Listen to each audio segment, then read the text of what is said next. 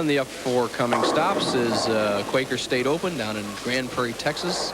Then the Miller Lite Classic kicks off the $1 Million Miller Challenge. If a player can win all three of those, he will pick up $1 million.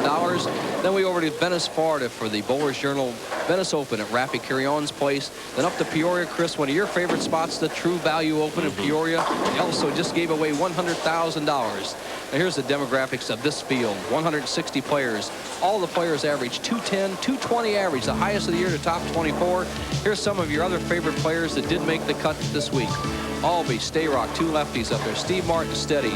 A new Davis heard from, a powerful right-hander from Dallas. Del Warren, defending champion. Jaros in there. Rod Pasteur. Parker Bowen III, I love that name. All-world Holman up there. Dave Ferraro, a new champ. The Wizard of O's up there. Scoring Warren Nelson. Mark McDowell, watch that name. He's tough. Big, powerful Jim Pensack.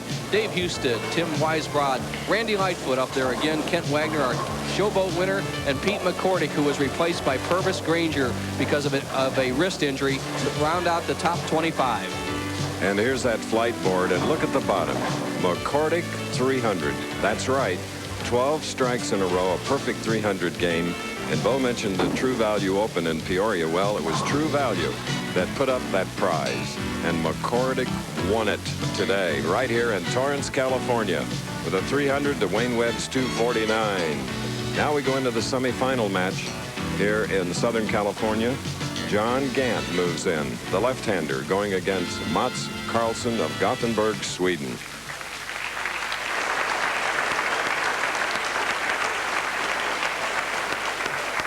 Amazing how things work out. Here you have the man that finished second at the Indy 500 last year, Kevin Cogan, whose dad owns this establishment, and True Value. They have owned a winning car at Indianapolis, and 100,000 goes right here in front of us all to McCordick. Gant. One of 22 left-handers that started here. 5 went into the final 24, and this is the man that emerged in the number 2 spot. One of the great young talents on the PBA Tour, experienced, powerful, and has probably the most powerful strike ball combined with speed of any player in the PBA.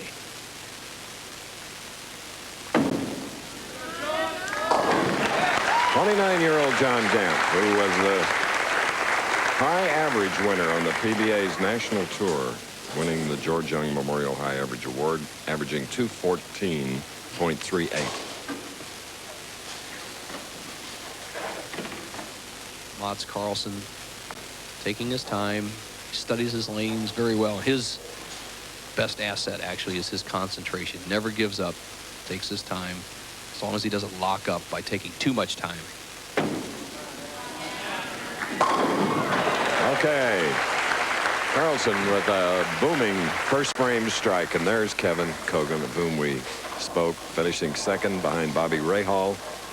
And he's the winner of the '86 Phoenix 200, and he'll be defending it April 12th, and ABC will be right there covering it live. First of 6 IndyCar races. Kevin Cogan, 30 years old, neat guy. Kevin started out in go-karts here in this area. Bo, just shows you. Start them young, like in bowling, and they can become winners. Agreed. In fact, I was around go-karts this week. One of my very good friends, Tim Albin, is a go-kart buff in this area. I was up looking at his cars this week. All right, Mats Karlsson opening with 2 strikes in his second match, having defeated McCordick 234 to 206. John Gant. Left-handed grip, holds the ball by his side. Just a powerful, powerful young man.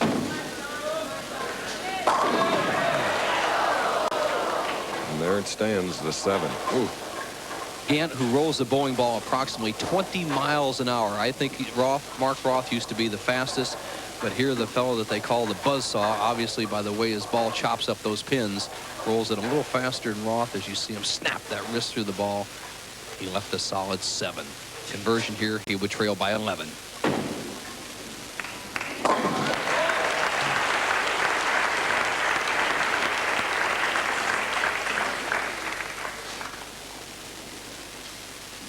John, I practiced with him the first week up in Seattle, Tacoma area where we had the U.S. Open, and just a tremendous practicer. You couldn't hardly walk in the bowling establishment that was next door to the U.S. Open without seeing this young man working on his game.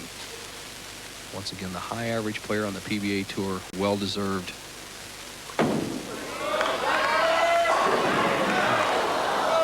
Another one. Solid, nothing cheap about those 7 pins.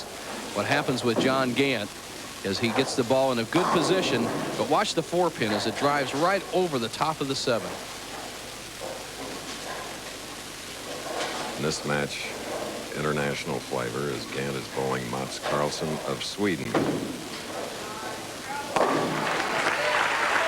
And as it has so often in the past, Wide World of Sports has had an international flavor, and certainly today, from Sweden, Karlsson.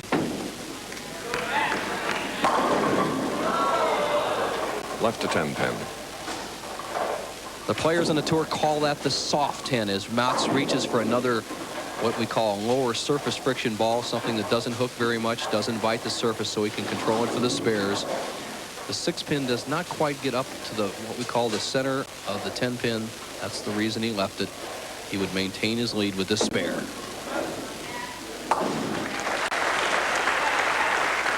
So the stylist from Gothenburg, where we once covered the World Figure Skating Championships and the National Championships. Next week in Tacoma, live a week from today, the women's.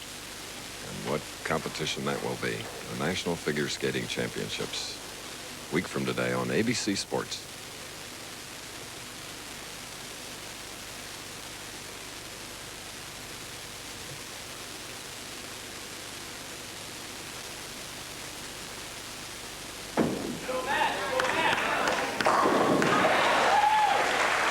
Four frames, 3 strikes for Karlsson.